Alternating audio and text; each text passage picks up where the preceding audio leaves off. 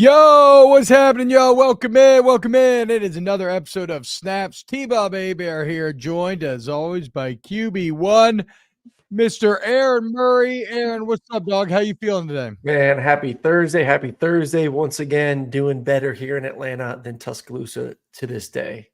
So we're winning.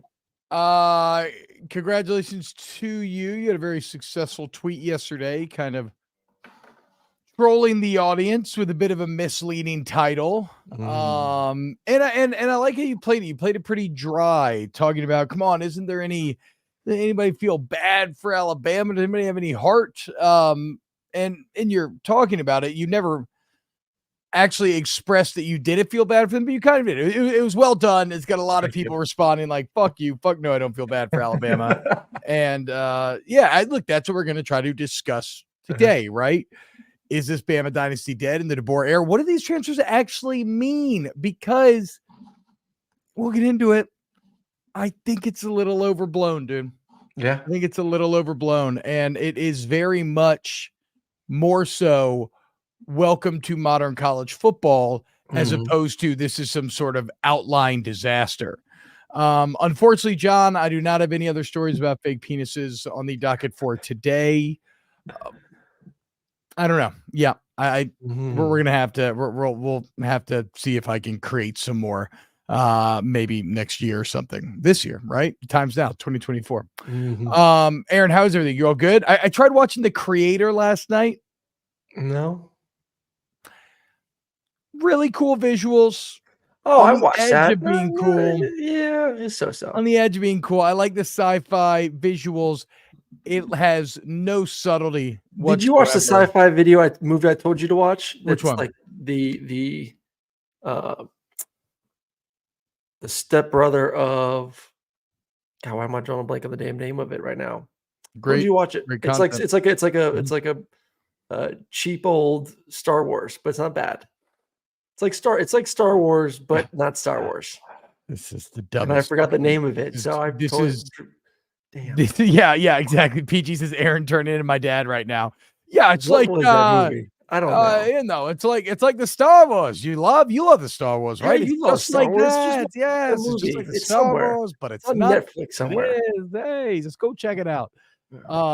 Thank you, Evan Rumsey. Best dude on YouTube. Hell yeah. Goat Dog says Spaceballs. No, great movie though. Nuge hits the nail on the head of The Creator. Narrative, meh. Aesthetics, wow. I agree.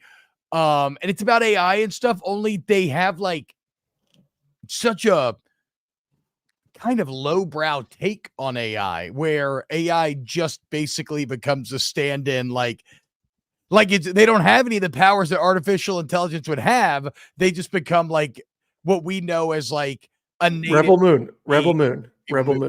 No, I haven't watched Rebel Moon yet, and I like Zack Snyder quite a bit. I didn't hear great things, which kind of turned me off to it. But I like Sucker Punch. I think Watchmen's absolutely fantastic. 300 tight. This Day of the Dead remake was good. Fair enough. I typed in Star Wars ripoff movie 2023 and gave me what I wanted. Rebel Moon. Did it really? Okay, good on you. I'll say this for Zack Snyder. His Justice League much better than the abomination that Warner Brothers forced him to put out. Also, I still wonder what David Ayer's original Suicide Squad would have been like, knowing how badly Warner Brothers got involved there. Suicide Squad 2, though, by James Gunn, actually fucking incredible. Very good movie. Anyway, let's get into some college football. And high hopes for new Alien. Maybe we can get into that a little bit. Let's get into some college football. So whenever you cover anything in life, you watch the news cycle, things tend to rubber band back and forth, right? So Saban retires and everything post that has been this guy's leaving. Now you're starting to see the stories about people who are staying. And ESPN has a big article about this where they talk to a bunch of Alabama players and the ones who are, quote, not running from change and embracing the DeBoer era. And it kind of begs the question, is the Alabama dynasty officially dead? Ultimately, I think that depends on how you define death of a dynasty, right? But first, let's start with a quote from one of the people that is remaining. Deontay Lawson, starting linebacker, skipped the NFL draft to come back again, or he's coming back for his redshirt junior season, going to come play again, and knowing all this, still committed, still doing it, saying, quote, "We've had some guys leave and wish them well, but it doesn't change the standard at Alabama or our belief that Coach DeBoer is going to lead us where we want to be, winning championships. Mm-hmm. We know that we can accomplish, and we know what we can accomplish, and know he's won everywhere he's been. We're going to keep this thing going. It's going to be a wonderful story, and we're ready to embrace it." And I would say this for Alabama fans, I know things hurt in this current news cycle. It's mainly because you're a spoiled little bitch and you're not used to it. But think about this. Look at what Kalen DeBoer just did with the team that he had, and then understand that even when you have more opt-outs coming down the way, still, almost no matter what happens this offseason, Kalen DeBoer will have a more talented roster top to bottom than he has ever had previously. And quite frankly, it won't even be close. Like, look at the meal that he just prepared with the ingredients he had, and now understand that even with these guys leaving, he's got Wagyu beef. He's got like fresh farm green, right from, organic, no pesticides ever used. Like, this is by far the best team that Kalen DeBoer's ever had. So yeah, look, I think we get into expectations, but let's be clear. I still think even without Caleb Downs, without Caden Proctor, without any of these guys, Isaiah Bond, I still think Alabama's going to be damn good, and I still think they're going to be championship relevant. I'll hold on the championship relevant. I think there's some key positions that they not only lost guys to the NFL draft, but they also lost guys to the portal, where I'm still a little bit hesitant. Like, can this team win a championship next year? But when it comes to like contending and being a team relevant. Okay, sorry. Yes. Yeah. Okay. Yeah. When it comes to like, say, a team that, what's the bar? I mean, the mindset heading into a 12-team playoff is, can we get to 10 wins? And you and I somewhat touched on this the other day. Like, if we can get to 10 wins, that puts us in the dance. And then from there, who knows what could happen. And in some years, we may even get teams that are 9-3, possibly. I think with a brand like Alabama, with everything they've been able to accomplish, being in the SEC, if there's a conference to put a 9-3 team in, you would probably lean towards the SEC having that opportunity. So, yeah, can Alabama just get to the dance? Can they get to 10 wins? I'm interested to see when the blue chip ratio comes out. They were, I believe, if I'm correct here, 89% of the players were 4 or 5-star guys for Alabama this past season, more than anyone else in the country. They're still going to be probably somewhere in the 80% or 80% when it's all said and done. The way they've recruited, the guys they brought in, so they're above 80. So when it comes to just straight talent and star power, yes, this team will still be one of the most talented on paper recruiting rosters in all of college football. So why can't that team be a contender? Chance Pavitas, can we talk about Alabama more? 24 hours isn't enough. Look, I know it's Alabama heavy, but we do have to acknowledge this is the biggest news move of our time, of our entire, of our era of college football, essentially, that almost outweighs even the fundamental changes to the sport that we've seen. Nick Saban retiring out of nowhere. It's become more and more clear that Saban did not let anybody in on this. Maybe a couple people. I mean, I know that some people maybe knew that he was pondering such things, but he's been pondering such things for years, right? Like, he really went ahead and made this decision on his own. And so that's why it's created so much fallout. And that's why we continue to break it down. So I agree with you, dude. Look, I think that this idea of the dynasty being dead is dependent upon how do you define the death of an empire, right? Like, I don't think, I know this. You will never reach the level of recruiting dominance that they've currently occupied. If you look at since, I can't remember what the exact cutoff was. Maybe it was like since we've been, I don't know, maybe since the inception of Rivals or somewhere around there. I can't remember exactly what it was, but like Alabama's had, I think it was in Saban's tenure. Alabama had the number one class 8 different times. I think Jimbo was second, having it 3 times. Kirby got it twice. And then you had a few guys who had gotten it once. The point being, even compared to Kirby, even compared to Ohio State, to anybody, Nick Saban stood alone by far on the recruiting front. Not even close. Georgia made up a lot of ground recently, but still not even close. So I think it's very fair to say they will never reach that level of recruiting dominance again. I don't think they'll achieve the consistency of winning a national championship at least once every 3 years, which is what Nick Saban did up until this year. And that's also because the sport is changing. And as we said, that might be harder to do. Well, and I don't let me ask you this question. I mean, you start off the conversation talking about, like, is the dynasty going to now be dead going forward? Was the dynasty already dead? No. Even with Nick? No. I mean, this is a flawed team that won the SEC and beat Georgia and made it to a playoff. I know that there were cracks. There were certainly cracks. You have talked about you can't have two dynasties going on at the same time. So you're essentially saying that there is no Georgia had dynasty. A chance to. No, I told you had to get the 3.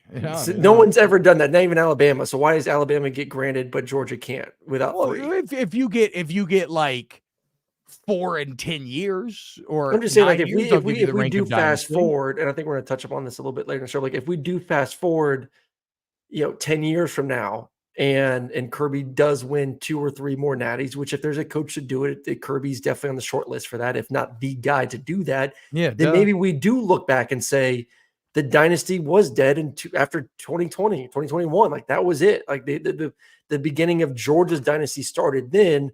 So really, this whole Kalen DeBoer taking over Alabama was not the beginning of the end. The beginning of the end happened 2 years ago. I mean, I would disagree simply because with ultimately one of Nick Saban's most flawed teams, they still beat Georgia, a very powerful Georgia that was thought to be the favorite. They never won a championship. They've won a championship, though.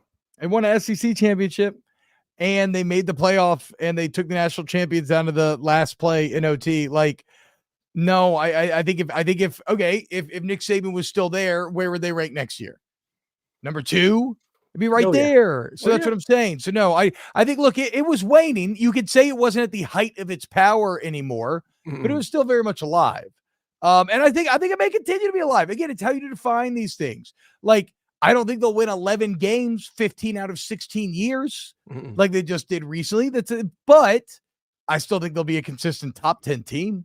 At least top 10, I think, and they'll go top 5 every now and then. Like I said, be championship relevant. They going into next year, they still have Tyler Booker, they still have Jalen Milroe, they still have Malachi Moore, they still have Deontay Lawson. Like, the majority of the team is still there.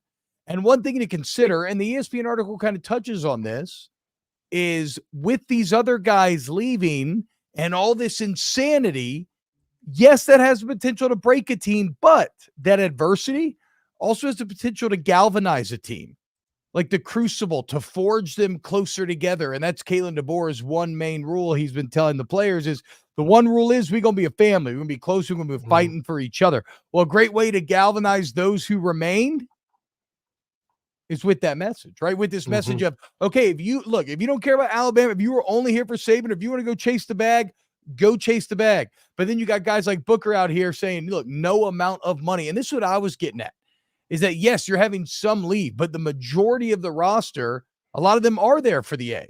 Like Tyler Booker straight up said, there is no amount of money that you could give me that would make me leave Alabama.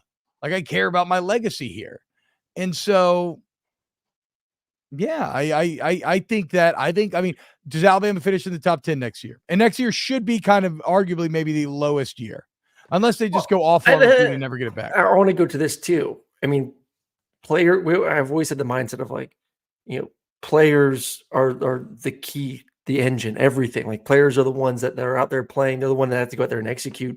But there's been very few coaches that can take you to a national championship. And we bring up Texas A&M all the time. Like, why hasn't Texas A&M, who has the players? I mean, they've just as much talent as anyone else in the country, had the facilities, have the NIL resources. Why aren't they winning championships? Well, they haven't had the guy at the head coaching position. They just haven't found that guy that could possibly take them from being everything check, A+, to an actual championship.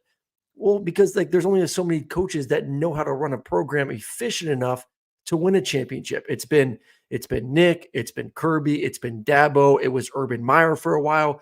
There are very few coaches that can do it. So why Alabama may have all this great, star power, is Kalen DeBoer that guy to win a championship? What the fuck are we talking about? He's won championships. I know, I agree.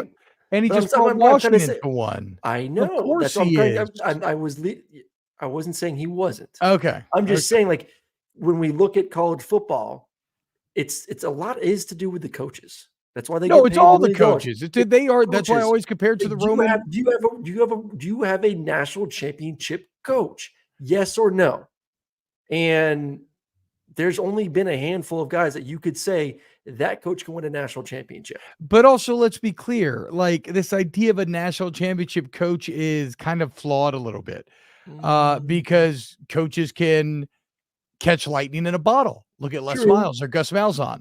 Even though, to be fair, Les did make it back to another one, so Gus is a more prime example there. I mean, Mark Helfrich, who I completely forgot about, played for national championship at Oregon. Yeah, and coaches can be awesome for a time and then lose it. Look at Dabo, right? So you can never really know if somebody, like, I don't know how to exactly qualify. Is this coach a national championship coach? I guess it comes down to, like, belief. Like, do you believe in your gut that you think he's capable of doing that?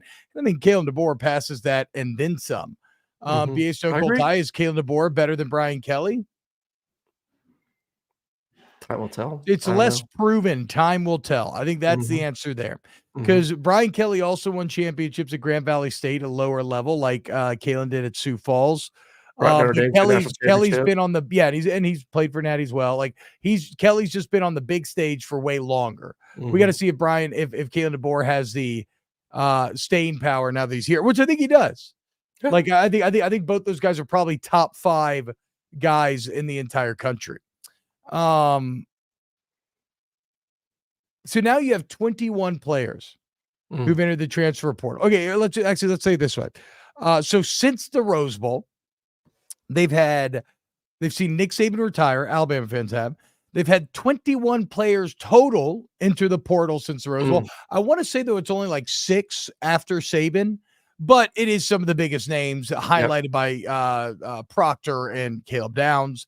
They've had 6 major recruits decommit, 5 stars for the 24 and 25 class. Now, granted, some of those are going to revisit as well. So it's, a pretty level-headed decision from them. Kind of see what the new staff's all about. Give them a little time to get in.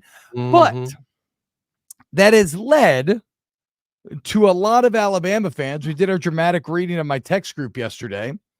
That has led to a lot of Alabama fans being like, this sport is so broken now. I hate it. I mean, somebody's got to fix college football. Here's the thing, though, and this is why I say shut the fuck up and stop panicking, this is not so much Alabama being an outlier in terms of the roster being pillaged.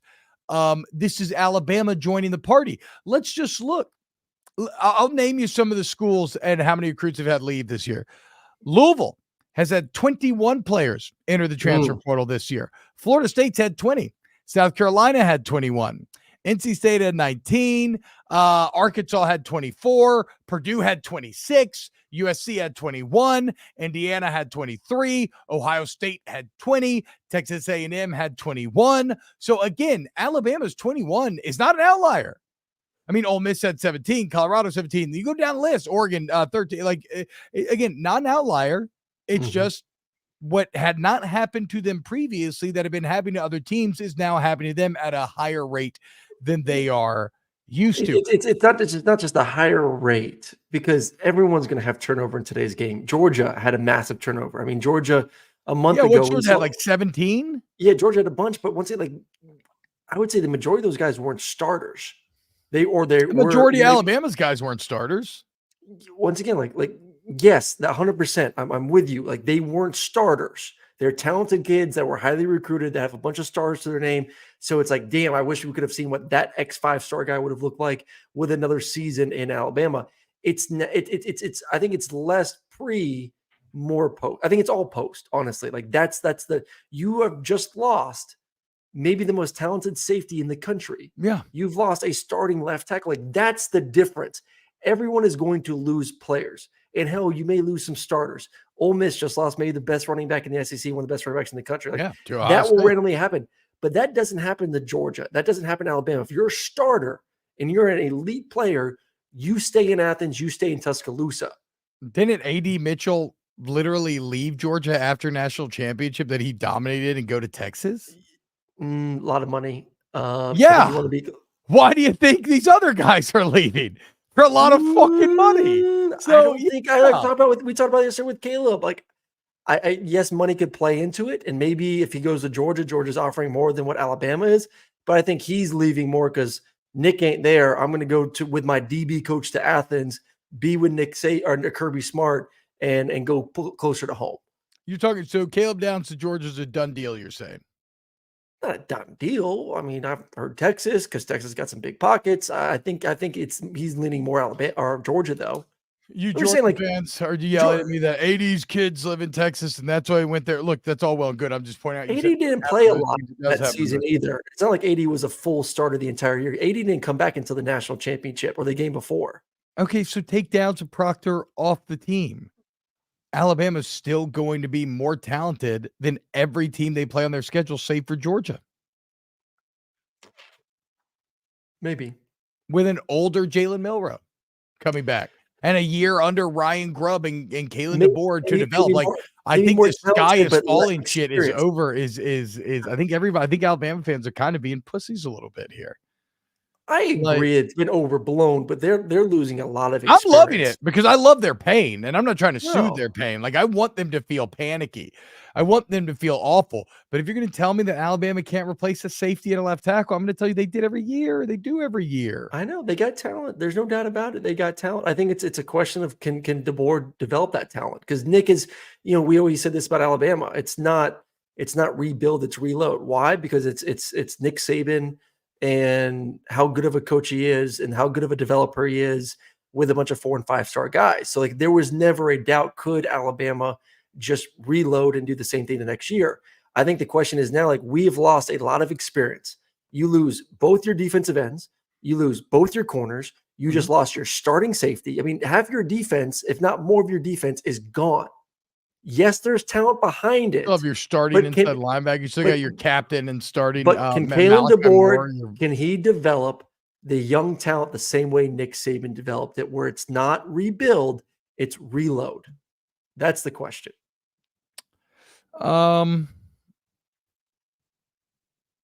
We'll see. But I like that staff he's got. Both their receivers. I like that staff he's got with Womack and the boys. I do too. I love the staff. I'm just saying that's the concern. And again, you cannot lose sight of this is the best team that Kalen DeBoer will ever have. Has ever had. I don't know if he'll eventually make better teams, but like he has never had on a player-to-player basis. He's probably pinching himself a bit, even with the people that have left. Think about it. He's probably looking at that roster like, what the fuck, dude? He's looking at the weight room. He's like, oh my God, these guys are massive. Like, these guys are awesome. Like, it's like when Joe Burrow was thinking about transferring to maybe Cincinnati or LSU. It's funny because, he's from such a different portion of the country. He didn't really have much of a conception of what LSU was going to actually be like. And he got there and he was like, whoa, like, this just looks like the Ohio State roster. Like, these guys are some fucking dogs. Like, I could win with this team. And lo and behold, he did. So, no, I think, again, screw Alabama. I don't think they're going to occupy the Heights. Obviously, next year will probably be a bit down year, but it's not the abject disaster, change all of college football that many are making it out to be. Jeff Solis says, T-Bob stuck at the traumatic reality that's been being an LSU fan, knowing Bama is Bama. Well, Bama kind of isn't Bama without Kalen DeBoer, or excuse me, without Nick Saban. What I'm saying, though, is that Bama is still easily a top 10, probably top 5 program in the entire country. They're a top 5 roster. It's still a top 5 roster. Oh, for sure, from blue chip ratio, absolutely. Yep. But I'm saying they still have the best facilities, or close to. They still have more economic buy-in, or as much as anyone else. And I still think they have an elite staff. Yeah, like, again, I told y'all, like, I know that the players are getting the headlines, but if you were to take any college football fan, show me. I mean, there might be 2 or 3 teams that wouldn't replace their coach with Kalen DeBoer, Ryan Grubb, Kane Womack, and Linguist as their new coordinators and coaches. Like, that's fucking awesome. I like Andrew Cooper's comment in the chat. Question isn't, will they have talent? It's whether the fan base can handle just being really good. Yeah, exactly. That is the thing, right? Yes. Because are they ready to be happy with 10-2 as opposed to I mean, 10-2 being the outlier? I mean, listen, they've won this was a 11 nice games, 15 of 16 years. This was a nice warm-up year Huh, of understanding what it means to actually sit through 4 quarters of football, to you're not leave at rich. halftime because you're up by three touchdowns or 4 touchdowns, It's rich to um, hear you talk like this. to enjoy an entire game and to be on the verge of losing to freaking to hell Auburn this year, who ended up going Don't 6-8. So, don't like, Georgia fans not show up to the game or leave the games early now? I don't know why we have to change the topic here. We're talking about Alabama here. Because you're saying welcome to the suck from your fucking gilded palace. You're like a political strongman who has all the money in the world, but is somehow trying to convince the people that he's Coming down from the there in the guy blue collar with them. 4 years ago, you're doing the same shit at LSU. So Whoa, dude, don't that act was like it's 1 like year. That don't was act like 1 this year. was so long ago that LSU just I'm just sorry, dude. bent Look, over every other team. if you're gonna tell me that Coach O goes 15-0 and fucking rides this badass rocket ship that he built, yeah.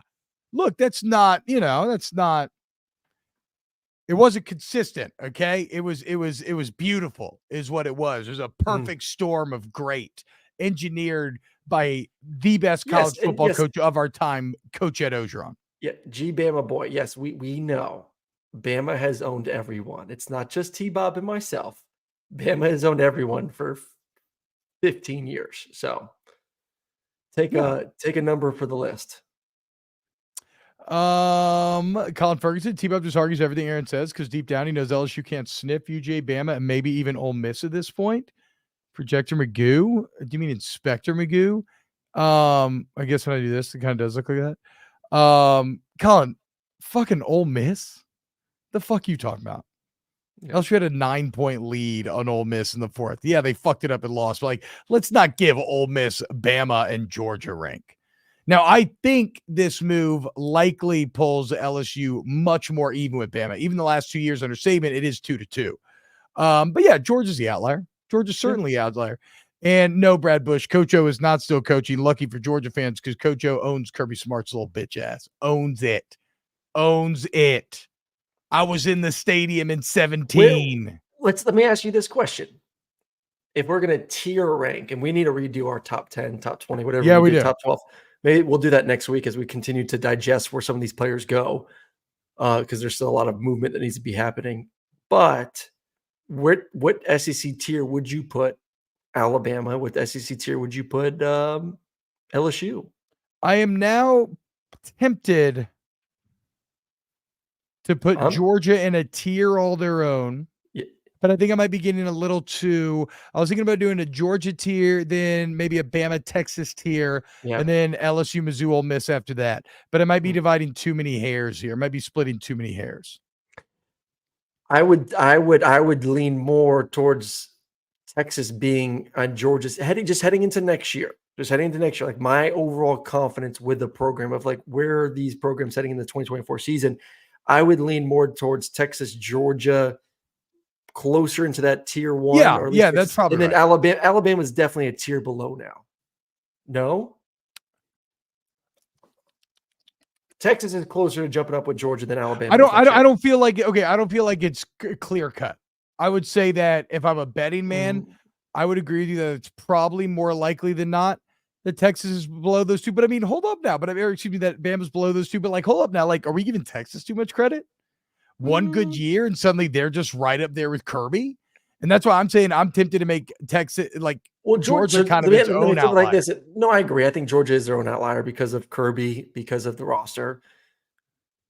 But if Georgia has to go to Tuscaloosa, to Austin next year, which should Georgia fans be more concerned about? I would say going to Austin now. I thought it would definitely 100%.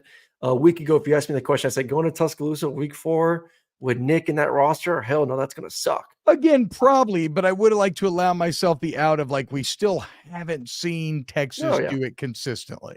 Yeah. Right. Like this still represents we're buying stock outlier for the future of this roster looks really good. Yeah. They've retooled in some positions that they lost through the offseason. They're returning a third-year starting quarterback. I still think I would guarantee Georgia and Texas make the playoff next year. I But agree with that. Alabama's a question. But if we're talking about just an unrivaled tier one, maybe I just put too much into tier lists, but it just feels like maybe a little early to grant Texas Kirby status quite yet. Yeah, I'm with you. Actually, I want to get into Kirby a little bit. Let's go ahead and hear from friends at DraftKings, and we'll dive into it. DraftKings Sportsbook, an official sports betting partner of the NFL playoffs, is bringing you an offer that'll make the playoffs electrifying. New customers can bet just $5 on any game and get $200 instantly in bonus bets. Download the DraftKings Sportsbook app now and use code T-Bob. New customers bet just $5 to get $200 instantly in bonus bets only on DraftKings Sportsbook with code T-Bob, T-B-O-B. The crown is yours. Yeah, so go ahead and hey guys, if you're watching, shout out to everybody hanging out with us here on this Thursday. Hit the like button, please sub to the channel. 13.8. We're so close to 4K, boys. Keep it rolling, please. 14K. And girls. 14K. What did I say? 14K. So freaking close, I could taste it. T-Bob will not shave his hair for 14. So shut up. I'm gonna do it in April after the wedding. I've already fucking told you. I don't want to hear from you anymore. Okay, you're pissing me off. Whatever, you didn't have to do anything. Our producer Pat Gunther types, they couldn't understand ST. He also went to LSU, not from Louisiana, went to LSU. They couldn't understand ST drinking 16 natty lights in 93 degree weather at 10 a.m. for LSU Grambling. We're just built different. Yeah, fucking right. Does everyone who worked for the volume crowd? Does everyone who went, worked for the volume have gone to went to LSU? I feel like how do you think I got Georgia this job? It's true. I mean, I don't know. I guess PG and Brumley dug me up out of somewhere. All right, so let's talk Georgia though, real quick. Georgia opened up as 3.5-point favorites against Alabama. LSU a 1.5-point favorite against Alabama, which I found to be a bit surprising. I love the momentum that LSU is going right now, and the moves that they made, but I don't know if I'm going to go that far. But what do you think about that? When you see that number, is that correct? Should Georgia be favored, or should it be even more against this Alabama team? Oh, I mean, 100% they should be favored. I mean, you're returning the roster. You've rebuilt in certain areas. You have the best coach now, 100%, no questions, no debate, no 1A, 1B, Kirby Smart, Nick Saban. You have the best coach, not only in the SEC, but you have the best coach in all of college football on your staff. So I think all that together early on the season, as Alabama's maybe possibly still trying to figure out their identity, Georgia should be the favorite going to Tuscaloosa. So it's a 4.5 point, you said? 4.5. 3.5 right now. 3.5, whatever. 3.5. You chalk in 3 points, 3 to 4 points because of home field advantage in Tuscaloosa. That's a 7-point favorite right there for Georgia on a neutral field. Like, they favored Georgia versus Alabama, two teams with probably more 4 and 5 star roster, 4 or 5 stars on their roster, still to this day, as a touchdown different football team on a neutral site. I think it's about right. I would support that. I kind of agree with this comment in the chat as well from Scotty Barnes. The line would be larger by game time. Probably because I think it's more about Georgia than Bama. I just think Bama may have some growing pains with the new system, whereas Georgia's probably going to come out and look like a well-oiled machine from day one. They play Western Kentucky, South Florida, and Wisconsin their first 3 games. Georgia? No. Alabama. So you're saying, like, will they look a bit clumsy if those are their 3 warm-up games? That's a fair point. That's a fair point. It may actually go the opposite way, where maybe they get a little overhyped because they come out and they're just like absolutely smashing these teams. I could see that being the case as well. I will say, and we touched on this yesterday, but if DeBoer and Grubb can unlock Jalen Milroe, again, even though this is more on Milroe than anybody else, a la Jada Daniels, that becomes very scary. Like, if Jalen Milroe actually, not that he needs to overcommit to this, I think Grubb and DeBoer have to meet him in the middle and make an offense that works for him. But if he becomes just a little more of a consistent threat in terms of throwing over the middle, throwing with anticipation, some of this small, some of that intermediate game for a quarterback, then all of a sudden he becomes impossible to defend. Let's also not forget, that 2 years ago, Brian Kelly took over a roster. And I know it's a different SEC now than it was 2 years ago. Took over a roster at LSU that the previous year had 30, mid-30 guys, the scholarship guys playing in a bowl game. Yeah, it was garbage. Took over that roster with a transfer quarterback who similar traits at the time to what Jalen is, throwing the football, but like kind of the reverse because Jalen pushes down the field, great athletes, and led that team to an SEC West championship. No, but Jalen didn't. To be fair, Jalen did not push it down the field that year. He did not. When they won the West, I'm saying it's the inverse. I think that wasn't his game. Milroe does. Yes. Milroe does. Yeah. But he still took that roster at LSU, elite coach in our mind, took that roster, which I would take Alabama's roster today, tomorrow, all weekend long over LSU's roster heading into the 2022 season, and took them to Atlanta. So it could be done. Sure. It's just a faith in Kalen DeBoer, but it's possible. How much pressure do you think there is on Kirby to have a Saban-esque tenure? Now that because we are crowning him king, right? The coordination, the transfer of power has taken place. Yes, I think especially if Harbaugh leaves, I think that's and I still put Kirby still tier 1. Maybe Harbaugh's there with him. I mean, I think we've made the decision. Like, if you win a championship and we consider you a really good coach, you're tier 1. It's like they're together. I would still lean Kirby as the better coach over Harbaugh. But if Harbaugh leaves and Kirby is on top of the mountain with no one else near him, the only reason why I think Kirby would go above Harbaugh is simply because in college football, recruiting means so much. And Harbaugh's done more with less, but Kirby is a more consistent recruiter, which I think if we're splitting hairs here, that is why he's above 100%. He's above. I'm just saying. Yeah, no, I'm agreeing with you. I'm just explaining my thought process. So yes, if you in one off season lose the 2 biggest threats to you being considered the best coach in college football, and no one else is left that has won a national championship besides what's his name at North Carolina? I want to draw a blank real quick. One at Texas. Wait, what? Yeah, great.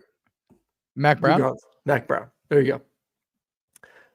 You should feel pressure, and there should be pressure for you to continue to win championships. 100%.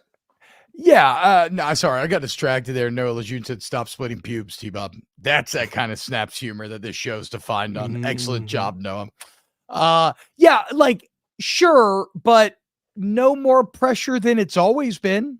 Yeah. And it just got significantly easier. So I think Kirby, if you were to ask him, hey, would you take the added pressure? Only I'm going to take Harbaugh and Saban out the picture. Like, the competitor in him may want to say, like, no, I want to be the best. But in terms of, is it easier to win a championship? It's absolutely fucking easier. Yeah. The biggest roadblock to your ward. Yeah, but what I'm saying is if we're but it's still a benefit for Kirby. Like, whatever ethereal pressure, that kind of like, because it's kind of it's there, but it's not solid. You can't touch and feel it, but it does exist. Like, whatever pressure is on him, sure, it's increased with everybody saying, oh, now this guy's gone. But that pales in comparison to the advantage that he now gets if you have a weakened Alabama. I mean, he still couldn't beat Saban. And that's going to eat at him. Well, actually, probably not Kirby. It's going to eat at Georgia fans more than Kirby. That's going to eat at them forever. They still could not get him in the end, in the final tilt. But now that guy who just had his number and he couldn't escape from is gone. And so, of course, yes, it's going to be. There is an expectation more now than over the past 2 years that Kirby should win a championship this season with everything that's being brought back. And there's more. I'm saying Georgia fans waking up this week are more confident right now than they have been in the past 2 years of we should win a championship this season. I agree. And they should be, but also that's because it's an easier road than it's ever been in some ways, mainly because your main roadblock is gone. Thomas Dare says, God dang, I can't wait for football season already. No, I know, bro. I'm already feeling it too, dude. I love, and granted, maybe this is how I do this job. And so we all are human beings. You can't separate our bias, but I love the portal for how exciting it makes these offseason and the moves. Andrew Cooper says Nico Iamaleava is the main roadblock. Okay, look, Tennessee. I'm fucking hyped. Okay, I'm hyped for Tennessee. I'm hyper, but And yes, looked awesome against Iowa. Okay. Do we grant Tennessee the rank of Ole Miss, LSU, Mizzou? I think that's a TBD what Nico looks like in the first couple of games of the season. But I think if he does look like that, then yeah, I would put him in that tier. I mean, that's why I was like you look at Alabama's schedule next year. I mean, it's not. Tennessee's got an easy one. Alabama's got the second hardest. I know. That's what I'm saying. Like win-loss record. For Alabama fans, I'm going to just pull up the schedule real quick just to make sure I'm correct on this. For Alabama fans, you may lose week 4 versus Georgia. So there's one. You have to go on the road to Tennessee, on the road against LSU. You can lose to your 3 biggest rivals next year, and I would not be surprised. Yeah, I think it probably at least get one of the 3, but it could happen. To your point, the easiest, the 2 easier ones are on the road. No, I agree. Ones at home. Yeah, no, I agree. And then you got to go to Oklahoma at the end of the season. All DeBoer does is win, though, dude. I'm with you. All DeBoer does is win. I will say this for Nico. Iamaleava is maybe one of the most enjoyable names to say I've ever had in my entire life. It is mellifluous in its delivery. Let me add this one more thing on Kirby. Mm-hmm. This is his opportunity to completely own college football if they do win this year. Like the way that Nick Saban has owned college football since 2007, Kirby is kind of already into the conversation of greatest coach of the past 3 years with Nick, and obviously Nick has gone on. If he wins this year, I think that's the ignition that truly says I am the next Nick Saban. I am here. I'm not going anywhere. Come jump on this train because guess what? The 20s are Georgia's years, and I think that's a hell of ignition. If you win this year and you further separate Nick Kirby Smart from every other coach in America, good luck, rest of the world. You see, guys. Be careful. I believe it was Voltaire. I actually don't know if it was Voltaire. But someone smart once said, be careful fighting monsters, lest you become one. Mm-hmm. And here is Georgia, becoming the very thing in which they once sought to stand against. Mm-hmm. So this is why, guys, if you're in this chat right now and you're not a Georgia fan, we have to band together. For a new evil rises, and it now stands unopposed. And it's out of the ancient bastion of the West, Athens. Literally, the birthplace of Western culture. It's time to put our Roman hats on and put them down, boys. So I don't care if it's Iamaleava. I don't care if it's Nussmeier and LSU. I don't care if it's Dart and Ole Miss. The enemy of my enemy is my friend. And so let us join as one to fuck Georgia in the ass. Kind of lost a bit of my eloquence there at the end, but still, you get the point. Let's take out Georgia. Okay, it's over. It's you aren't tight anymore. Nobody likes you anymore for representing a threat to Saban because you are not. You don't agree though. If Georgia does win in 2024, no, you're exactly right. Good luck anyone catching them. Anyone catching Georgia, it's out of the question. Yeah. It's off to the races. I think Kirby should go to the NFL, but it looks like the Falcons are going to hire Bill Belichick. Is that a good move? It brings a lot of excitement, sells tickets. Sells tickets. I know, but that's what everybody says. That's what everybody says. That's what I'm saying, but is it a good move? Is Tom Brady coming out of retirement too? Is he going to come with him? Holy Bull, $5 shoot down. T-Bob, reveal yourself on 3, and I'll definitely answer if Palpatine, let Mace Windu win their duel in order to turn Anakin, knowing he'd fall to Obi-Wan. So a few things here. First off, I made an on 3 account just because I wanted to because they do very good work and I need to catch up on recruiting. And I've actually really loved the site for a local radio man needing to keep up with local news. On 3 is invaluable, and just for college football in general, right? That has led to a ton of threads about me revealing my on 3 username, of which originally I would have thought no big deal, but now I'm not going to. Now I'm going to wait. I'm going to build up the eventually I will reveal myself on 3. Secondly, I hate this idea that Palpatine would I understand losing to Mace Windu in order to turn Anakin, because obviously Anakin needed Palpatine to explain to him how to say Padme. I hate this idea if we're going to push Palpatine's omniscience into knowing that Anakin would then fall to Obi-Wan. I just cannot believe that. Unfortunately, Disney, with Rise of Skywalker and, quote, somehow Palpatine returned. Yeah, Palpatine did probably fucking know. Palpatine knows everything. Palpatine probably knew every single action that everybody was going to take. He is Jimmy Sexton. He knows what's going. He's the only person that actually knows what's going on. So sure, maybe he knew Anakin was going to fall to Obi-Wan, even though me personally, I hate that. If that is the case. AK says, fuck Disney Star Wars. Not all of it. Not all of it. Force Awakens was a wonderful relaunch. I think The Last Jedi is some of the best Star Wars ever made. Mando season 1's awesome. Season 2 is incredible. Season 2 is some of the best things I've ever watched in my entire life. Boba Fett, miss. Andor. Andor's awesome though. Andor's awesome. I never got into what's her name? What was her show? Ahsoka's fucking awesome. Is it? But if you like the Filoni verse, if you like Dave Filoni as the guide of Star Wars, and if you like if you like Rebels and Clone Wars and all that entails, Ahsoka is the culmination of years of groundwork, and I think Ahsoka is actually fantastic. KMC's right. Andor was awesome.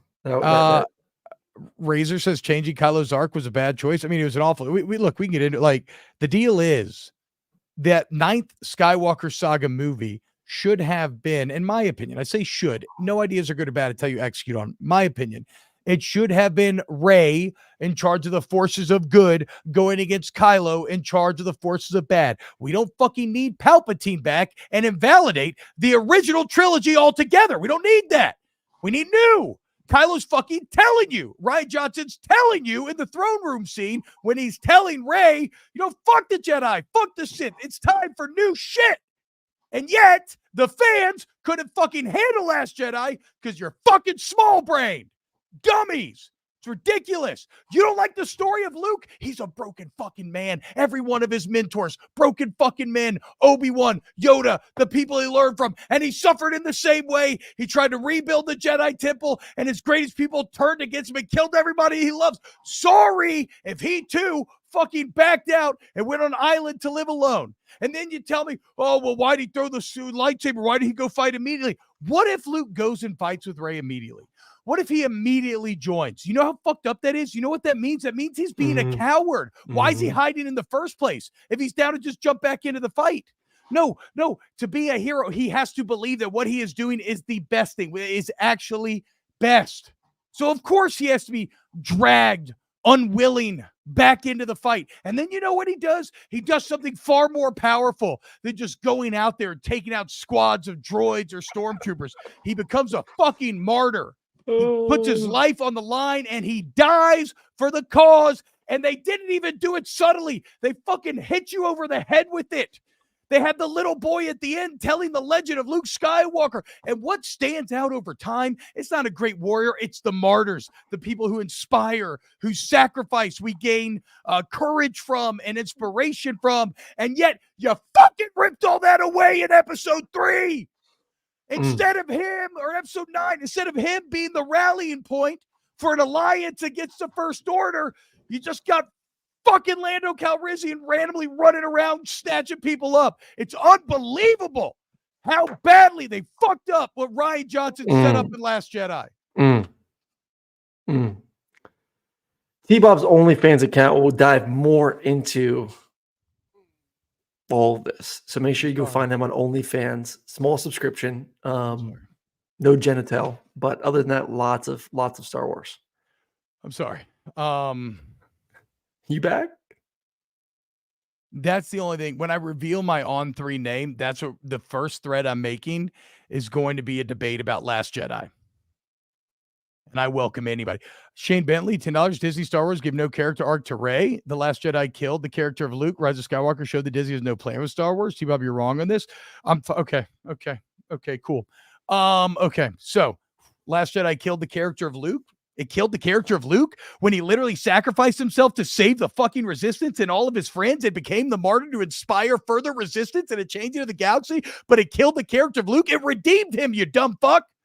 If you want superhero Luke, Mando season 2 gave it to you. Other stuff's going to give it to you because that old Luke, that's a broken man there. Okay, no character arc for Rey. The character arc was that she had no fucking parents. The character arc is breaking the wheel, breaking the paradigm, a paradigm shift, if you will. It's telling you that you don't have to be born of royalty to be great. You don't have to be born of blood. You don't have to be lineage. And then you make her Palpatine's granddaughter. And yeah, at that point, you fuck it up. At that point, you fuck it up. Until then, you had not. Until then, what was Anakin Skywalker? Born to a slave on a planet in the middle of nowhere. He wasn't a blood. Okay. What was Genghis Khan? He's born of no one. Just a random little dude who one day gets his wife and kids and animals stolen from him. He goes to retreats to a mountain. He says, what am I going to do? Am I going to retreat or am I going to go get my shit back? He got his shit back. He took over the world. He wasn't born into blood.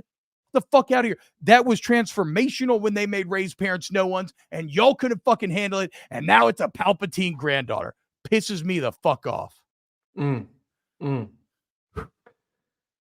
Great end to the week, T. Great end. Beautiful. Thanks for listening, guys. Ivan, God. My wife's going to go take a handle to the head now. My whiskey and wine tonight, baby. Man, what are you talking about? There we go. My wife always laughs at me about how are you still yelling about Last Jedi, but it's actually been probably like 6 months since I've done that, so it feels good to bust out the old guns again. Daniel, he definitely brings the this kind of energy to his OnlyFans stream. 100%. Only snaps coming soon. Don't worry, guys. Aaron, $2 super chat. Aaron, why did you give T-Bob cocaine? Cocaine for me is people who think Last Jedi is bad. Yeah, because it pisses me off so badly. All right. Love you so much. Thank you all. Another great week here on Bo Kenny Says I Need a Star Wars pod with you. I had a badass one we were doing called For Mandalore where we were, we were on it, bro. Like we had shit figured out. Even this year I called Ahsoka the White before it happened, but last time and other stuff kind of got in the way, and me and my partner couldn't make it happen anymore. But eventually I will revisit.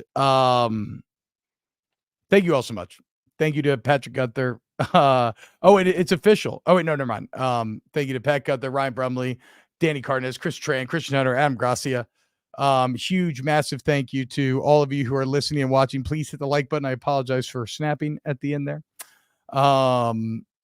And unless something crazy happens that requires an emergency pod this weekend, we will be back on Monday. And somebody's asking about streaming NCAA when it comes out. Yes, that is in the plans. I have my buddy who built my computer.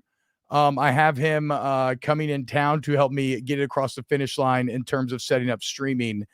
And it's going to be very fun. T-Bob, how are you going to make up for not doing the Fuckboy Fade? It's coming in April. It's coming. Don't worry, guys. Thank you all. Hit the subscribe button. We love you.